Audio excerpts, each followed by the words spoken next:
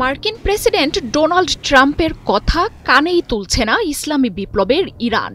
মার্কিন প্রেসিডেন্টের যুদ্ধবিরতি ঘোষণার পরই ইসরায়েলে আবারও ভয়াবহ মিসাইল হামলা চালিয়েছে বিপ্লবী গার্ড বাহিনী। এতে এখন পর্যন্ত নিহত ৩ ইসরায়েলি, আহত হয়েছে অনেকে। বহু হতাহতের আশঙ্কার কথা জানাচ্ছে খোদ ইসরায়েলি গণমাধ্যমগুলো। জেরুজালেম, তেল আবিব সহ ইসরায়েলের মধ্য ও দক্ষিণাঞ্চলে আছড়ে পড়ছে বিস্ফোরক বোঝাই ক্ষেপণাস্ত্র। ইসরায়েল জুড়ে কয়েক ঘণ্টার ব্যবধানে ৪ দফা মিসাইল হামলা চালিয়েছে ইরান। ধ্বংসস্তূপে পরিণত হয়েছে বীরশেবা অঞ্চল। মঙ্গলবার সকাল থেকেই ইসরায়েল জুড়ে বাজতে থাকে সাইরেন।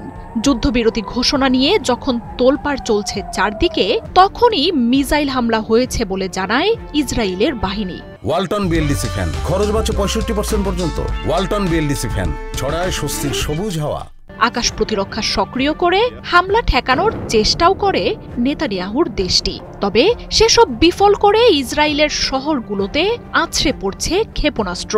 ১ বা ২ দফায় নয়, কয়েক ঘণ্টার ব্যবধানে ৪ দফা মিসাইল হামলায় কেঁপে ওঠে ইসরায়েল।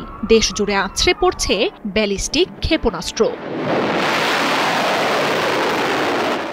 নতুন করে ইরানের হামলার লক্ষ্য ছিল ইসরায়েলের বীরশেবা অঞ্চলও। বেসামরিক স্থাপনার আড়ালে এই অঞ্চলটিতে ইসরায়েল ব্যাপক সামরিক কার্যক্রম চালায় বলে তথ্য রয়েছে।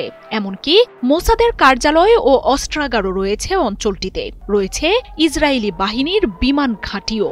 ইসরায়েলের গুরুত্বপূর্ণ এই সামরিক অঞ্চলটিতে দফায় দফায় হামলা চালাচ্ছে আইআরজিসি।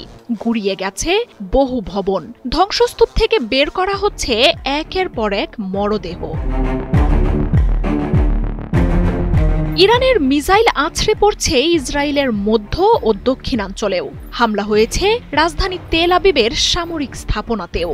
ট্রাম্পের যুদ্ধবিরতির ঘোষণার পর বাসিন্দাদের আশ্রয়কেন্দ্র থেকে বের হওয়ার বার্তা দিলেও ইরানের মিসাইল হামলায় আবারও ইসরায়েলের বাসিন্দারা ছুটে যান বাংকারে।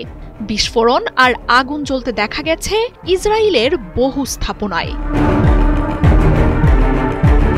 ইরানের হামলার মাত্র কয়েক ঘণ্টা আগেই যুদ্ধবিরতির ঘোষণা দেন মার্কিন প্রেসিডেন্ট ডোনাল্ড ট্রাম্প। জানান, ইরান আর ইসরায়েল নাকি যুদ্ধবিরতির জন্য ট্রাম্পকে আবেদন জানিয়েছেন। তবে ট্রাম্পের এমন মিথ্যাচারের জবাবে ইরান সাফ জানিয়ে দেয়, সমঝোতার পথে যায়নি তেহরান। তবে ইসরায়েল যদি নতি স্বীকার করে হামলা বন্ধ করে, তবে তেহরানও লড়াই থামাবে। এরপরই ইসরায়েল জুড়ে এই নজিরবিহীন মিসাইল হামলা শুরু হয়। ক্ষয়ক্ষতির পরিমাণ সব সীমা ছাড়িয়ে যেতে পারে বলে ধারণা করা হচ্ছে। ইরানের মিসাইল হামলায় ভাঙনের মুখে থাকা ইসরায়েল কয়েক দিন ধরেই যুদ্ধবিরতির জন্য মরিয়া হয়ে উঠেছে। অস্ত্র ও রসদ ফুরিয়ে আসায় ইরানের বিরুদ্ধে আর যুদ্ধ চালিয়ে নিতে চান না বলেও বার্তা দিয়েছেন ইসরায়েলি প্রধানমন্ত্রী Netanyahu. The forces of civilization thank you. বিশ্বকে কাঁপিয়ে দিয়ে সোমবার রাতে মধ্যপ্রাচ্যের মার্কিন একাধিক ঘাঁটিতে ক্ষেপণাস্ত্র হামলা চালায় ইরান। ভয়াবহ হামলা হয় ইসরায়েলেও।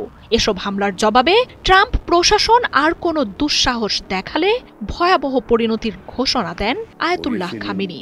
এর পরপরই যুদ্ধবিরতির ঘোষণা দিয়ে বসেন ট্রাম্প। মার্জিয়া উপমা, ৭১। In the Iranian regime